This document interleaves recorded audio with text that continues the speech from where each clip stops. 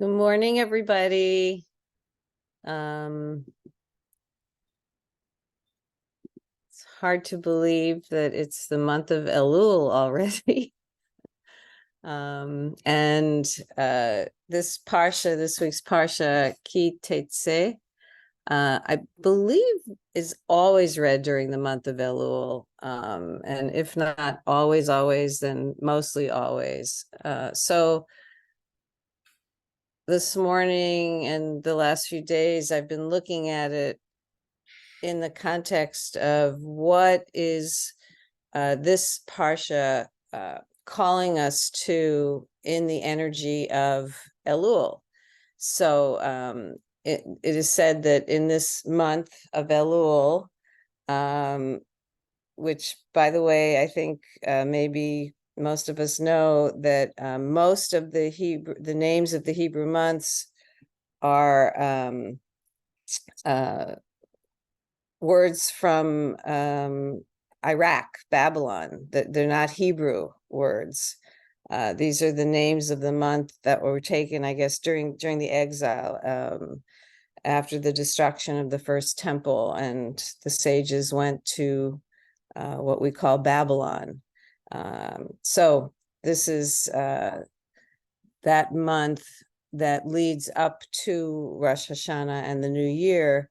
And it's the month where we begin to really take account of how have we shown up this year, and what is our fixing, our healing, our tikkun that we can do this year, so that we can really live, that really come to life, come alive in the next year.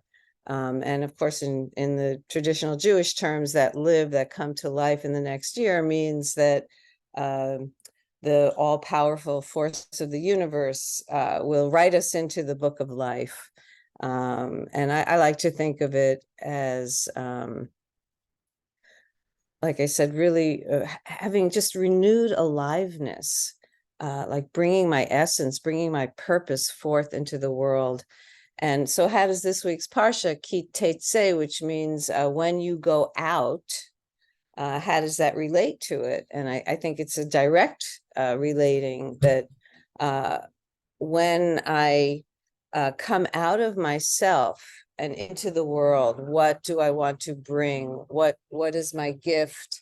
What is my, that's a helicopter going overhead. So the Ki Tetzei is the 49th weekly Parsha, which is also an amazing number, 7 times 7, major rebirth in so many spiritual traditions. So this really is the first Parsha for Elul this year. No, the second.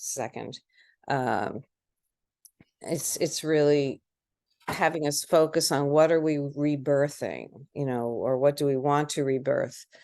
So the first line, Ki Tetzei, is in Deuteronomy. It's usually translated as something like, when you go out to battle against your enemies. Yud He Vav He, your divine presence will place your enemies in your hands. That the overall energy of the universe will be so on your side, so to speak, that you will take your enemies captive. And then the whole Parsha unfolds. Well, what do you do when you have this power? So the first thing that I like to do is look to the Zohar and the Jewish mystics to, like, what kind of power are they talking about that we're being given? And of course, as we've been finding out all these years together, I guess, is that in the Jewish mystical tradition and the Hasidic tradition, it's power over ourselves, really. It's that we're so engaged in the work of showing up in life in a way that brings a divine flow back into the world, that we have power over the obstacles that arise in us to showing up in the way that we want to show up. So maybe we show up in jealousy or resentment or anger or guilt or shame, which is not how the divine energy of the world wants us to be, because the divine energy of the world in this tradition wants us actually to see that what we're here to do, right, is to pick up all the fallen sparks and bring the Shekhinah, the beautiful, feminine, godly energy out of hiding. I mean, that's what it means traditionally to be a Jew. So this is how we can interpret, I'm going to reinterpret this first sentence. When you go out to do battle against your enemies, I'm going to give you this beautiful translation from Rabbi Miles Krasson, who I've been studying with. Really, he's the person that drew me to Alat Chaim, which is what drew me to Woodstock. Here's how he translates this first line of Deuteronomy. When you take the initiative in dealing with the unique challenges which your soul needs to confront, being who guides you places the challenge within your power. Wow, that is an amazing flip. So the challenge is within our power. And the war that is referred to in the first line is seen through the tradition as prayer. So that's the battlefield. That is that. I don't love the metaphor of battlefield, and thinking of it as prayer rather than war certainly helps me. So the Zohar, in translating milchama, which literally means war, to prayer and inner struggle, means that the verse is saying that the verse refers to the inner struggle that all souls must encounter in order to achieve integration. So again, in Elul, it's like we're trying to achieve integration with all of the messiness of our lives and the messiness of the world. How could we integrate it so that in this next year we can not be deadened and overwhelmed and overcome? It's so easy to get that way, rather to integrate it so that we can come into full aliveness. So how do we do this? What are some of the ways that we do this? I love this quote from two Buddhist teachers. Well, actually, Sharon, one is Jewish, one isn't. Doesn't matter. Actually, Robert Thurman lives in Woodstock, right? So a quote by Robert Thurman, who's a Tibetan Buddhist practitioner, and Sharon Salzberg, who's a Vipassana Insight Buddhist teacher. They wrote a book called Love Your Enemies: How to Break the Anger Habit and Be a Whole Lot Happier. And this is a quote: enemy, then, is not a fixed definition, a label permanently affixed to anyone we believe has harmed us. It's a temporary identity we assign people when they don't do what we want or they do something we don't want. And so this is such a beautiful way, I think, of looking at the term of enemy, because it really puts it in our power that, wow, when I take stock of how I'm responding to people, who is there a neighbor? I run into them and I close up. So that means I'm living with them. I'm living with an identity of them, an image of them as enemy. Well, what could I do with that? First, I could remind myself, okay, something happened between us and I don't feel safe, right? Thinking of somebody as your enemy, there's a safety issue, and it's sometimes real. It's not always real, but it's sometimes real. Yeah, so I want to feel safe. I want to feel safe around that person. I want to feel safe in the world. I want my kids to feel safe. All right, so what can I do? What can I do? And what the Torah is saying is that we if we think we don't have the power to do anything to create safety, and now I'm giving this a nonviolent communication spin, it's really just a crisis of our imagination. It's just a limitation in our thinking. We think that the only way to deal with somebody is to wipe them out. It isn't. And this parsha significantly ends with Amalek.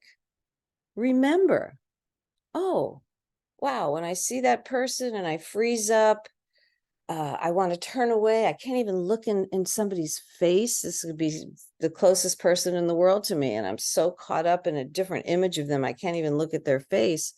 What Torah is telling us, what nonviolent communication is telling us, Buddhism, I think all of the traditions is saying, okay, remember, what do I need to remember? Something happened. I feel hurt. I feel scared. I don't feel safe.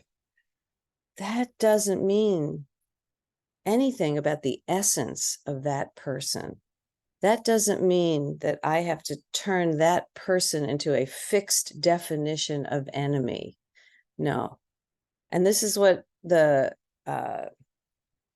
certainly, like I said, the Hasidic tradition, the Zohar, and actually a lot of the tradition, not just the what we think of as the mystical tradition, says to really remember everyone at the core comes from a place of goodness. Everyone is just trying to create safety for themselves. We're all caught in all kinds of destructive ways of doing that.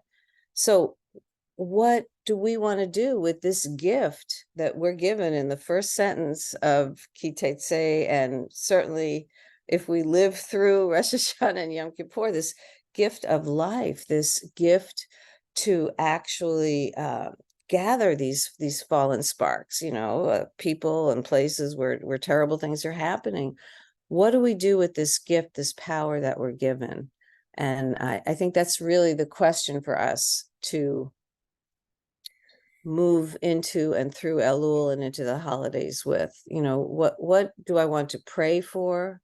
Prayer being the so-called battlefield.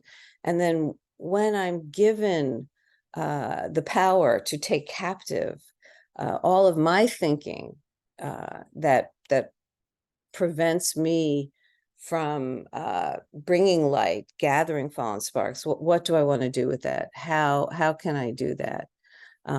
So that's really the main intention I really want to set for myself using this parsha and moving into Elul. And I just want to give a little bit of a completely different commentary short on this parsha, because what I was just talking about was just really the first verse. The first time I read through the rest of this parsha this week, my response was, are you kidding? This is absolutely the establishment of the structure that institutionalizes the patriarchy, xenophobia, misogyny, homophobia. I mean, there's so much really stuff in here that just throws me into doubt about, what am I doing engaging with this at all?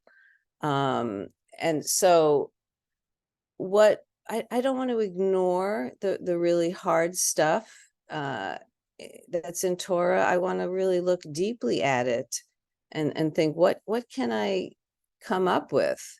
And again, it's what I turn to over and over is to see it all as metaphor.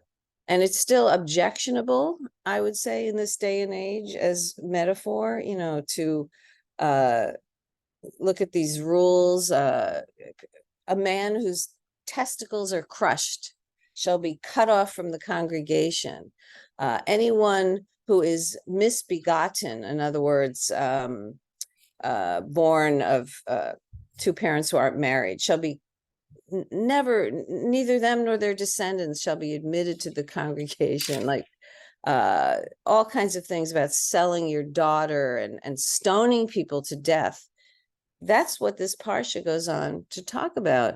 And all of this is happening in the so-called promised land. And I'm like, what? How could that be the promised land?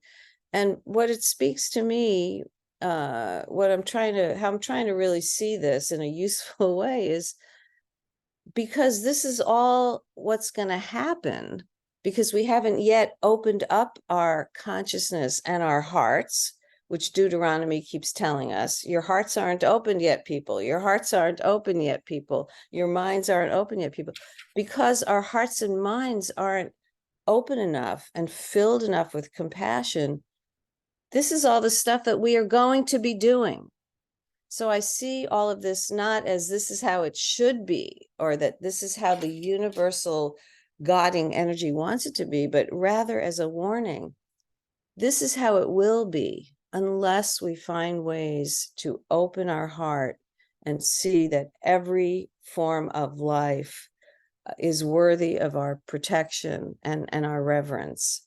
And so that's again for me, lifting the fallen sparks, the ones that have fallen from inside of my own consciousness so that I take on enemy images, and the ones that have fallen from our collective, so that we're part of so much destruction in the world. So I just want to bless us with a continuing month and year of lifting whatever sparks come under our power.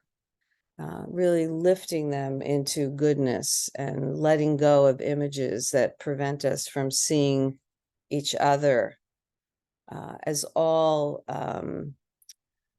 fallen light and light that we need to bring together. Thank you.